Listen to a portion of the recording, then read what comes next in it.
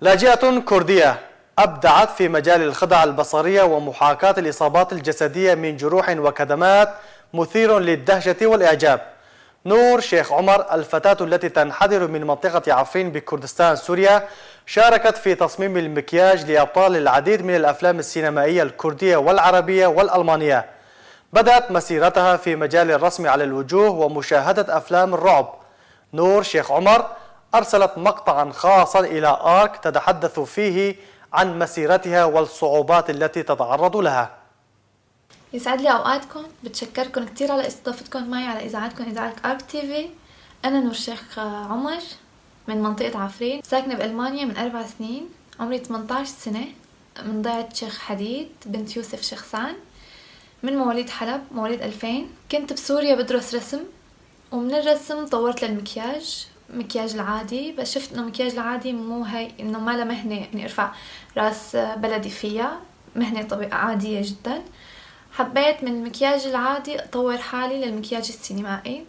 انا عملت بحث على ثقافتنا الكردية ومجتمعنا الكردي، شفت انه المكياج السينمائي نسبته كتير كتير قليلة، يعني ما في بنت او شاب كردي محترف مكياج سينمائي.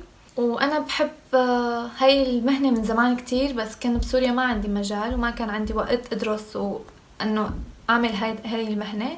بسوريا ما كان في مجال ادرس هاي المهنة او اتعلمها. جيت لهون على المانيا، صرت اتفرج كتير على افلام الاكشن، افلام الحرب، افلام الرعب، وكنت اسأل حالي انه هذا المكياج السينمائي كيف عم يصير، كيف عم يعملوه. يعني حبيت المهنة ولسه ما كنت بشتغل فيها، كتير حبيت ادرسها، شفتها كتير مهنة مميزة، وأخص إنه مجتمعنا الكردي نسبتها كتير قليلة، فحبيت إنه أنا أكون هي أول بنت عفرينية عندها هي المهنة.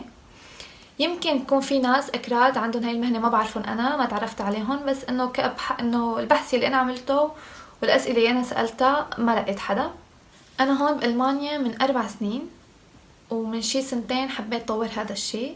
صرت اشتغل بجروح بسيطة، يعني او بلشت من الصفر، بلشت بجرح ايد، جرح رجل، يعني شغلات كتير كتير بسيطة. وهون بألمانيا المواد جدا غالية، ما فيني انا اشتريها وأمنها عندي، فعملت كل المواد عندي بالبيت ولحالي من دون مساعدة اي حدا. وهون بألمانيا بشتغل بالأفلام وبالمسرح وبالعروضات وبالمهرجانات. اشتغلت بأفلام، اشتغلت فيلم عربي وفيلم ألماني، ولسه في أفلام جاية على الطريق كتير. وبشتغل بالمسرح، في هون مخرج اسمه زرتشت كال، بشتغل معه بالمسرح، هو ممثل مسرحي ومخرج، بيعمل كل فترة مسارح وبحط اسمي إنه أنا عمل مكياج معه، فبساعده كتير بهالشي. وهون بهانوفر عملت عرض خاص فيني اسمه عرض هاوس اوف ماني.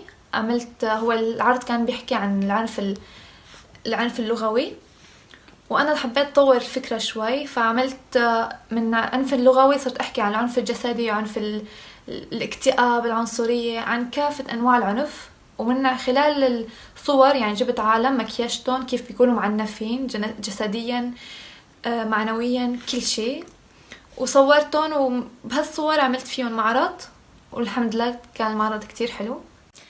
وبحب فرجي كل الناس انه نحن هون الاكراد باوروبا عم نعمل شي، عم نقدم شي للناس، عم نشتغل، عم ندرس. هذا الشي كتير كتير بخليني مبسوطة. وبحب انه اي شاب كردي، اي بنت كردية هون باوروبا يقدموا شي، يعمل انه يطالعوا مواهبهم، يقدموه للناس، كل الناس تعرف نحن هون الكرد عم نعمل شي يعني. وبحب بالاخر اتشكر اذاعة آرك تي في على الاستضافة الحلوة، وبحب اتشكرهم كتير على اهتمامهم بهالجيل، باهتمام مواهبنا تظهر لكل الناس.